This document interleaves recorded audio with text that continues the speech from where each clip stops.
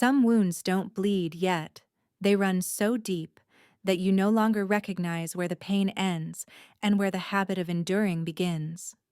Eleanor Drayton had always been the one in the background, quietly helping quietly, sacrificing quietly, carrying the load. To her family, she was the one who didn't need attention because she could handle things on her own. But then, on an otherwise ordinary midweek morning, a phone call from the bank exposed the truth: someone had taken out a mortgage of over $500,000 in her name. The signature wasn't hers, but it was close enough for the bank to believe it. And what made her chest tighten wasn't the debt itself, it was the fact that no one in her family thought it necessary to ask her first. She didn't cry. She didn't scream for justice. Instead, Eleanor quietly began gathering evidence, every trace that had been erased, every sign of a scheme crafted by those sharing her blood. This is a story about trust suffocated by expectation, about people who use family ties as a shield for harm, and about a woman who decided she would no longer live as a shadow in someone else's life, but would step into the light on her own terms with a silence sharper than any accusation. That Wednesday wasn't any different from the rest except for the lingering bitterness of coffee in my mouth and a sticky note clinging to my sleeve. I had just settled into my office chair, hadn't even turned on my computer screen, when my phone lit up. Unknown number. No caller ID. Normally, I'd let it ring and fade into silence like every other spam call. But this time, I picked up. "Hello, is this Eleanor Drayton?" A calm male voice spoke. "This is Charles calling from Summit Liberty Bank. We're reaching out regarding your home mortgage, which currently has a remaining balance of $523,000. I frowned, my breath catching for a beat. "I don't have a mortgage," I replied, my voice drier than I intended. "You must have the wrong person."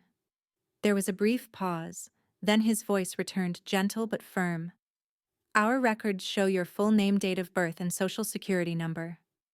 The loan was opened 3 years ago. You are listed as the primary borrower. 3 years." My mind stalled.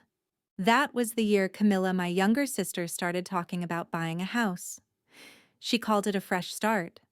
I remember her laughing over dinner, holding up her phone to show pictures of model homes from Pinterest, saying she wanted a place with a backyard, a basement for the future. I remember my mother saying at the time, "Family always finds a way, but surely not like this." I don't know how I ended the call. I just remember my hands shaking, my palms slick with sweat, and the hum of my laptop's fan sounding miles away. I sat frozen for a long time, trying to piece together a rational explanation. Maybe someone had the same name, maybe a glitch in the system, but the feeling in my gut said otherwise. I tore through my nightstand drawer, digging out a mess of old paperwork, receipts, birthday cards, until I found a flyer from Summit Liberty. One I'd once thought was junk mail and tossed aside without a second glance. Now it sat in my hand like a warning I had ignored. I didn't own a house, didn't own a car, had no shared debts. My finances were neat and simple. I had prided myself on that. Yet now someone had taken out a loan of over $500,000 in my name. And that person wasn't a stranger. Only a small group of people had access to my full name, social security number, and original signature, the ones I had helped fill out FAFSA forms for, sign medical waivers, open bank accounts over the years. My family. A thought emerged, sharp and cruel as a blade. If this was real, then someone in my family had quietly turned me into a debtor. And the worst part was, they never even asked. Memories came rushing back out of order like shards of broken glass, reflecting fragments of a truth I had never wanted to face directly. 3 years ago, Camilla had told me she wanted a fresh start, a house with a front yard to plant lavender, a basement for the future, and a kitchen big enough to host warm family dinners. At the time, I had smiled, thinking my sister was simply daydreaming in a harmless way, never realizing it was actually a blueprint for a plan I had never been invited to join. I remembered that dinner very clearly. Our mother said, "Our family always finds a way, it always has, you know that." That sentence now echoed like a coded warning I'd been too trusting to decode. Back then, Camilla was unemployed. Her credit was so poor she couldn't even rent a decent apartment, let alone buy a house. And I, as always, was the one with the clean record, steady income, and a flawless history of on-time payments. I was the one who always signed things temporarily because it was just for now. I began digging through old documents I had never considered important insurance papers I signed when Mom had surgery last year. Student loan applications I helped Camilla fill out back when she was in community college, and even letters from banks I had accepted on Dad's behalf when he was too busy. I realized I had handed over my signature, my social security number, and my trust to them like someone signing for a delivery, and then forgetting to check the invoice. Every line I had written years ago now felt like a knife I had unknowingly turned on myself. I wasn't angry, not then. I just felt like I had stepped into a cold, drafty room where every warm family memory now carried the chill of calculation. I had once thought of myself as strong, someone they could rely on, but now I understood that sometimes strong isn't a compliment. It's an excuse for others to cut into you without guilt. The more I examined the details, the timeline, the clearer it all became. It wasn't coincidence. It was coordination. The date the loan was opened perfectly matched when Camilla posted that first photo of the house captioned, "Finally have a place to come home to." Back then, I just tapped the heart icon thinking she'd gotten lucky. Now I see that luck came at the cost of my credit, my dignity, and my life. And the part that chokes me the most isn't what they did, it's that they never thought they needed to ask. In their eyes, I wasn't a person. I was a solution. I began to understand that betrayal doesn't always arrive as a blow to the face. Sometimes it comes as gently as a warm blanket wrapping around you with trust, only to quietly tighten until you no longer realize you're suffocating. I didn't need to play detective to know who was behind it all. There was only one group of people I had ever trusted enough to hand over my entire administrative life, from my social security number to my signature on scholarship applications, insurance forms, hospital authorizations. My family. And what made me shudder wasn't just that truth, it was the realization that I had paved the way for it to happen, without a single question, without ever setting a boundary. I had always been the one who helped out of love, the one who never needed reminding, the responsible older sister, as my mother used to say, whenever I complained that Camilla hadn't cleaned up or had blocked the driveway again. I remembered all those small, stinging comparisons from childhood when Camilla broke a vase. Mom would sigh, "She's just going through a rebellious phase." But when I spilled a glass of water, her tone turned sharp. "Eleanor, you should know better." When Camilla skipped school, Dad said she's trying to find herself. But when I asked for a used laptop to do my homework, he replied, "Money doesn't grow on trees." I spent my childhood learning how not to cause trouble. And as I grew up, I became the one everyone assumed would take the burden, just hand me the paperwork and I'd sign. Not because I was afraid, but because I believed that's what family did for each other. But now I was starting to see the truth. I wasn't trusted, I was used. And the heartbreaking part was, maybe to them it wasn't even exploitation. To them, it was just natural.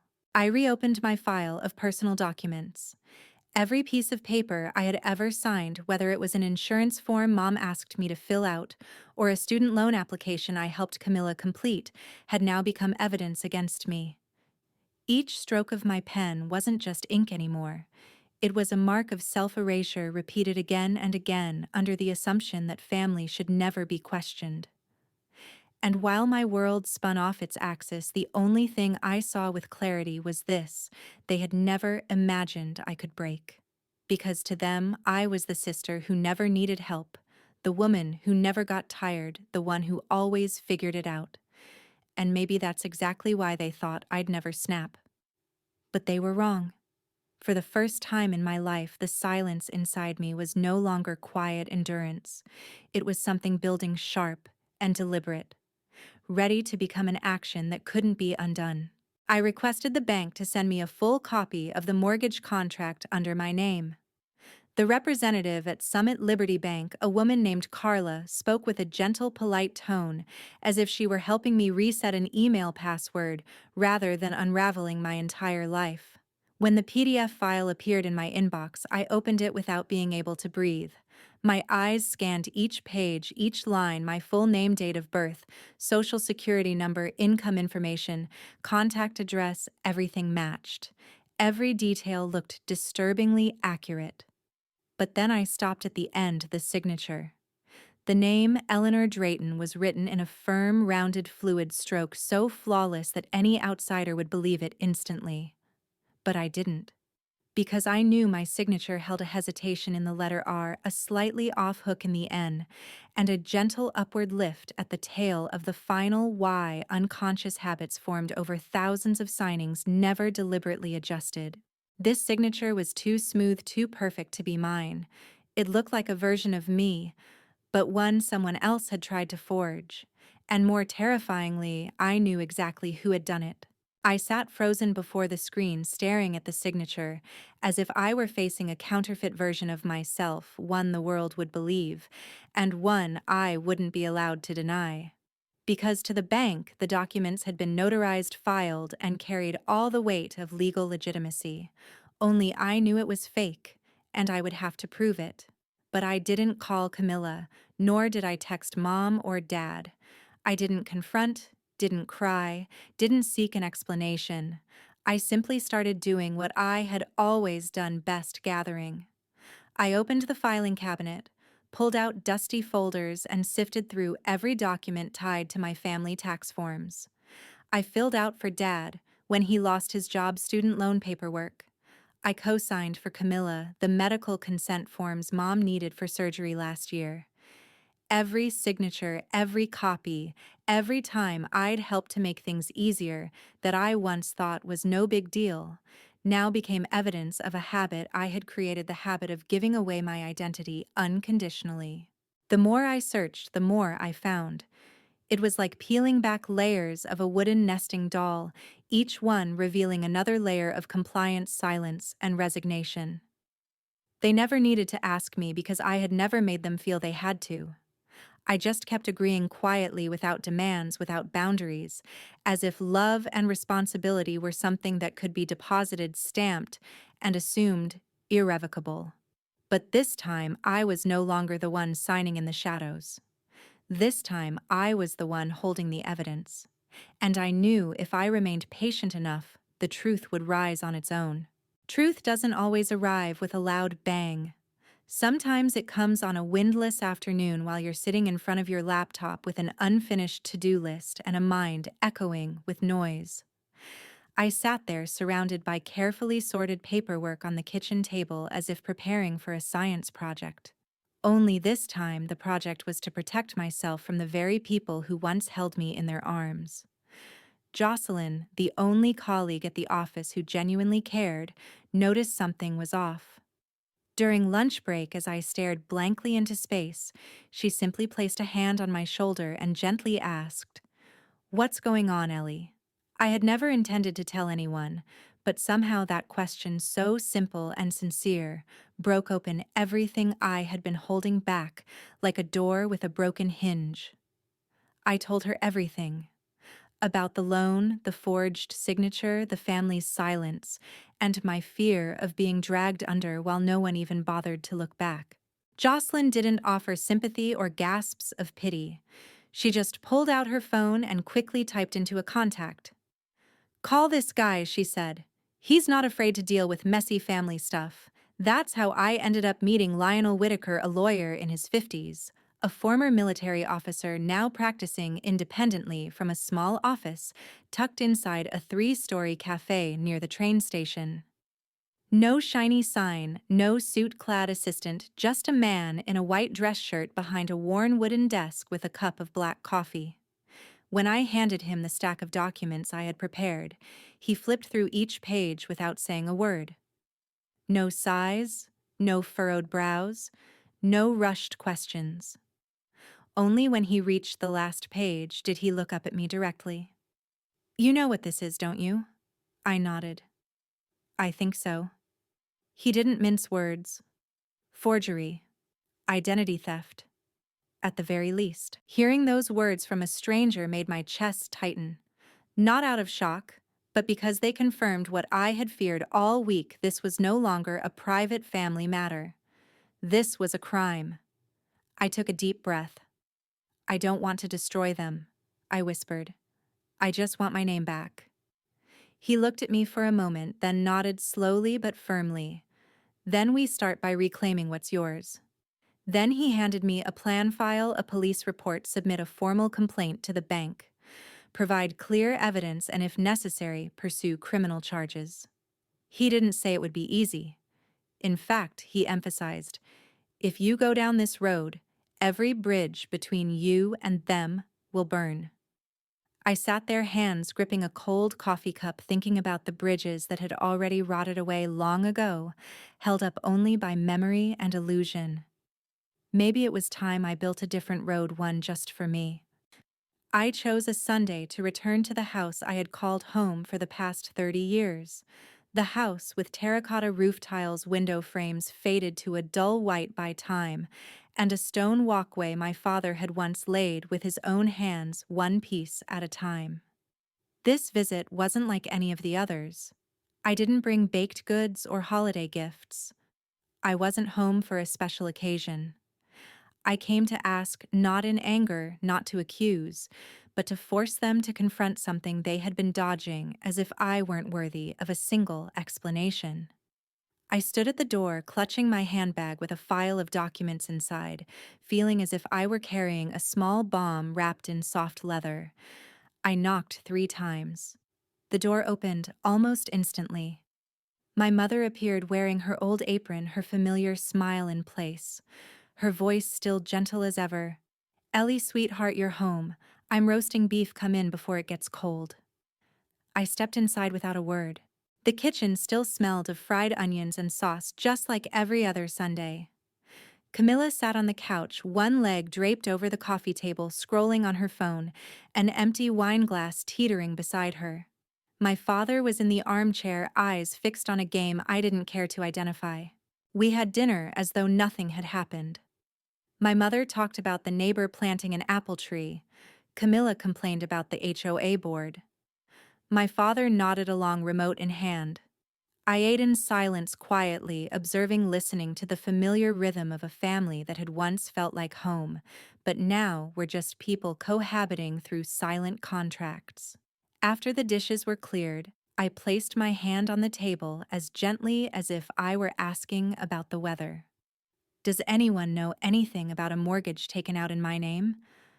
Silence blanketed the kitchen instantly.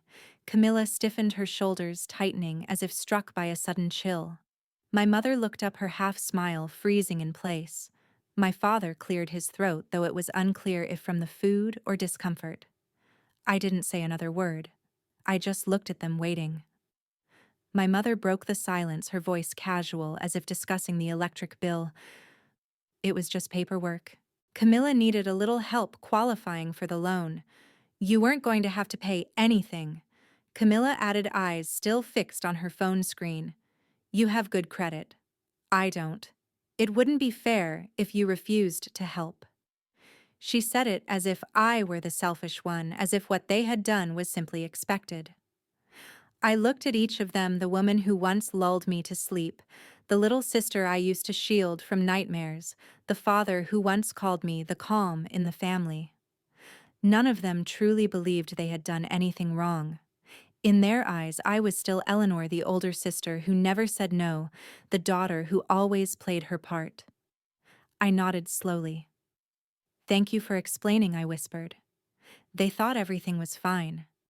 But they didn't realize this dinner was a farewell, not marked by tears but by a clarity that couldn't be undone. I didn't return to that house after that dinner.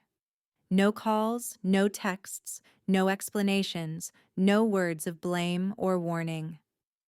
On Monday morning, I got up early, made my coffee like usual, but for the first time in weeks, I drank the whole cup without trembling. I was about to do something I'd feared for most of my life, step out of the role I'd been assigned and reclaim my name on my own life.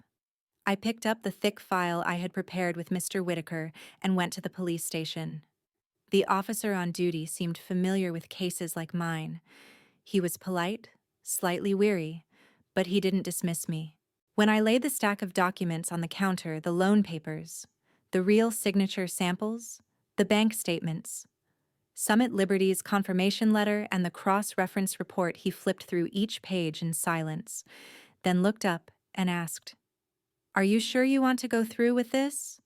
Not with doubt, but with the kind of question asked by someone who had seen too many people back out under the weight of blood ties. I nodded. If I don't, they'll keep doing it. He stamped the report quietly, as if completing just another bureaucratic step, but I knew that for me, it marked the beginning of a formal severing. That afternoon, I sent a certified letter to Summit Liberty. Inside were the police report, the formal complaint copies of my ID, and a letter I had stayed up all night writing, clarifying every point. The postal worker didn't know they were holding a letter that carried more weight than could be measured in grams. It was the final line between a past once called family and a present I was rebuilding with my own hands. 3 days passed, then 5, then a week. No texts, no calls, no questions. Only silence, not the kind I used to feel when I was forgotten, but a wide-open space where no one occupied my mind unless I allowed them in. Until Friday evening, just as the sun dipped below the horizon, there was a knock on the door. I looked through the peephole and saw my mother standing there in her best coat, her eyes a mix of fear and anger. I opened the door, not stepping back. She didn't wait to be invited, stepping in as if she still had the right. "How could you?" she whispered, voice tight with fury. "How could you go to the police beneath that anger?" I clearly heard the panic, not from hurt, but from consequence. I said nothing. She continued, "I believed you would understand. Camilla needed help. Family is supposed to rely on each other." I responded softly without harshness. "Family is supposed to ask, not steal." She paused. My words didn't hurt because they were sharp, but because they were calm. "You've ruined everything," she hissed. "Do you know how this is going to look?" I looked her in the eye and replied without venom, "I didn't ruin anything. I just stopped pretending everything was fine." And then I closed the door. The sound of the latch clicking shut was quiet like the wind, but to me, it was the loudest sound I had ever made in my life. 3 days after that final confrontation, an email from Summit Liberty Bank appeared in my inbox. The subject line was cold and bureaucratic. "Notice of loan suspension. Case under review." But the content inside allowed me to release a breath I hadn't realized I'd been holding in my chest for weeks. They had officially suspended the loan under my name, launched an investigation into forged documents, and announced a review of the entire notarization process, signatures, and account access protocols. An apology letter was attached, written in cautious, impersonal language, but to me it was the first confirmation from an outside authority that I wasn't crazy, wasn't fabricating, wasn't overreacting. I called Mr. Whitaker and read the entire thing aloud. "They're taking this seriously," I said. He only chuckled lightly over the phone. "Most people will take you seriously when you hand them the truth instead of shouting it." In the days that followed, I no longer checked my phone first thing in the morning, no longer opened messages with the dread that something worse was waiting, because there were no messages, no check-ins from my mother, no missed calls from my father, not a single word from Camilla. That silence for many might feel like grief, but for me, it was liberation. I was no longer dragged into family dinners that always cost me my voice. No one reminded me that I should be grateful to have a family, as if gratitude were a reason to keep using me as their backup plan. I began to reclaim my weekends for myself. I went to the farmer's market on Rosewood Street, bought a bouquet of yellow tulips to place on the kitchen table, flowers I used to consider a luxury. I signed up for a Saturday afternoon pottery class at the community center where my hands were covered in clay, but my mind felt weightless. I sat on my balcony reading books uninterrupted by urgent calls from my mother or texts from Camilla with, "Can you help me with this real quick?" I was no longer defined by the role someone else needed me to play. For the first time in years, I had time that belonged to no one but myself. I didn't hold resentment. I wasn't nursing anger. I just wanted distance. I wanted quiet. And now, I had both. Each afternoon, sunlight pooled across my floor like honey warm slow and without demand. I still checked my credit report every week as if afraid another name might sneak its way in. The legal wounds hadn't healed yet and the investigation wasn't over. But inside me, something had settled. Not because everything had been fixed, but because for the first time I'd stopped trying to save things that weren't worth saving. I no longer carried my family on my back just so they could call it normal. And the strangest part was, it wasn't until I let go that I finally felt like I was standing upright. That afternoon, the early spring breeze carried the scent of osmanthus and a hint of chill beneath the gentle sunlight. I sat on the apartment balcony holding a warm cup of chamomile tea, eyes skimming the lines of a novel I'd left half read. Peaceful, simple, and quiet, exactly the kind of moment I once believed I could never have while still being the one who bears it all in the family. I hardly thought of them anymore until the sound of footsteps echoed in the hallway. I looked down toward the parking lot and saw all three of them, my mother, my father, and Camilla. They stood close yet not truly together, each seemed to be hiding something behind confused eyes and weary expressions. They looked smaller than I remembered, like shrunken versions of themselves, after a storm they hadn't seen coming. I didn't rush to hide, nor did I rush to greet them. I simply walked slowly down the stairs, my heart strangely calm. When they saw me, all three froze. My mother was the first to speak, her voice trembling and hoarse like wind. "Eleanor, we were wrong, but we're still family." Camilla took a step forward, no longer bearing the defiant air she once had. Her eyes were red and wet. "I just needed a little help. Please don't shut us out." But I didn't feel anger anymore. I didn't feel pain. I only saw clearly that they weren't here out of love, they were here out of need. Because I had once been the solution, and now they wanted forgiveness, not to mend what was broken, but to resume what once was. I set my bag down, pulled out a thick envelope, and handed it to my mother. Inside was a photocopy of the voided mortgage contract stamped in red void. Tucked behind it was an old birthday card in her handwriting from years ago. "You've always been our most reliable backup plan." I looked at them without avoidance, without emotion, just sincerely and clearly, in a way I hadn't managed in 30 years. "I'm not angry, Mom. I'm not angry at anyone. But I'm not coming back." She looked like she wanted to speak, but I'd already turned away. Not rushed, not panicked, just walking with a resolve that had been forming for a very long time. As I reached the final stair, the wind lifted the hem of my coat like a quiet reminder. You stood up for yourself, and this time, no one gets to take anything from you. I didn't look back. There was no need. I knew behind me were people now forced to face a version of me they could no longer control. I walked back into my home, closed the door, and for the first time in my life, that door didn't close to keep out the wind, but to hold in the silence. The silence of someone who no longer lives to please, no longer sacrifices unconditionally, no longer exists by default. If you've ever been someone's last resort, you'll understand sometimes walking away in silence is the loudest thing you'll ever do. Eleanor didn't need to shout to be heard. She didn't seek revenge through rage nor justice through tears. She simply chose to walk away decisively, clearly, without turning back. Because sometimes the boundary between love and exploitation isn't defined by closeness, but by who's always expected to be the solution. When Eleanor closed the final door to her past, she didn't shut out love.